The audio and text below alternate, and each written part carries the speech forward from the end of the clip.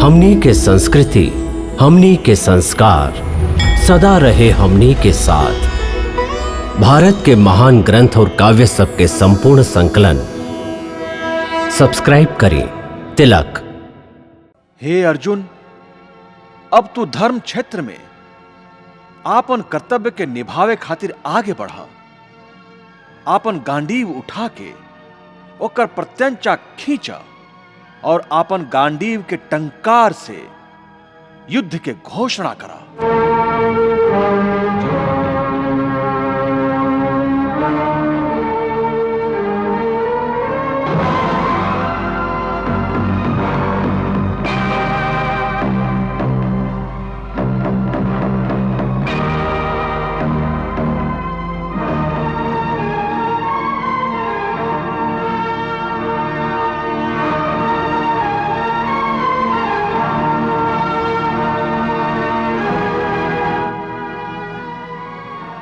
और महाराज, अर्जुन अपन गांडीव फिर से उठा लेलन।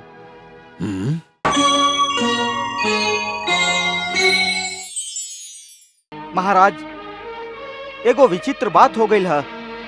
भगवान श्री कृष्ण के गीता के उपदेश सुने खातिर साक्षात समय भी ठहर गई रहे और सगरे सेना जे अचल और स्तंभित हो गई रहे, जैसे फिर से सजीव हो गई है।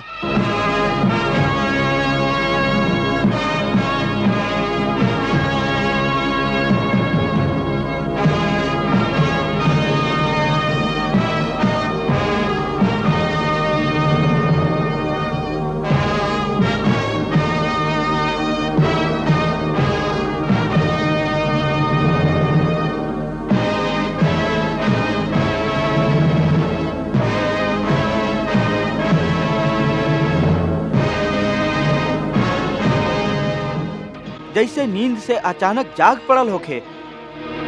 एकर अर्थ है कि अब कुछ ही क्षण में युद्ध आरंभ हुई। हाँ महाराज, युद्ध आरंभ हुई और हमके विश्वास हो गई है कि धर्मात्मा पांडव अपन विजय की ओर अग्रसर हुई हैं। बाकी ये बात तो इतना विश्वास के संग कैसे कह सकत हुआ कि विजय पांडव लोग के हुई। हमरा पक्ष में तात जी भीष्म, आचार्य द्रोण, कृपाचार्य और ऐसा अनेक अजय योद्धा बाड़न। सब बाड़न, बाकी श्री कृष्ण और अर्जुन तो हमार पक्ष में नहीं खन। तका भाई महाराज, भगवान वेद व्यास जी जे दिव्य दृष्टि हमके प्रदान कैले रही, ओकरा द्वारा हम भगवान श्री कृष्ण के विराट और चतुर्भुज रूप देखले हैं। वहाँ के सर्वशक्तिमान हैं। यदि वहाँ के चाही तो संसार के सगरे सेना भी एक ओरी हो जाए, तबो उस सेना ओ व्यक्ति के पराजित ना कर सकेले जेकर पक्ष में भगवान श्री कृष्ण स्वयं होखे।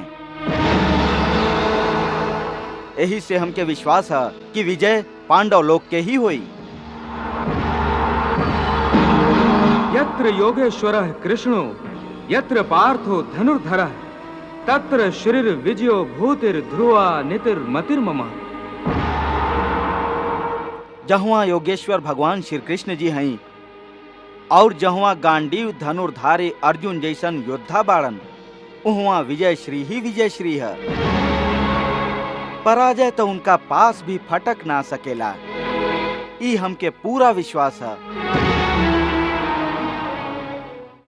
हे अर्जुन, तू अपन गांडीव के टंकार से युद्ध के घोषणा तक कर देले बाड़ा। अब अपन सारथी के आज्ञा दा कि हम का करी। केशव,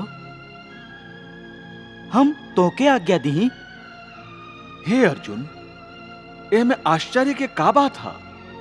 एह युद्ध में हम तोहार सारथी हैं और तू हमार महारथी बाड़ा।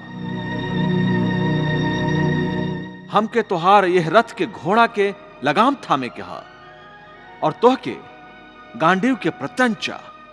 ऐसे हे अर्जुन, जब तक तू आज्ञा ना देबा तब तक हम रथ के आगे कैसे बढ़ा सकीले। हे महारथी, आज्ञा दी। हे महारथी, कृपा करके आज्ञा दी।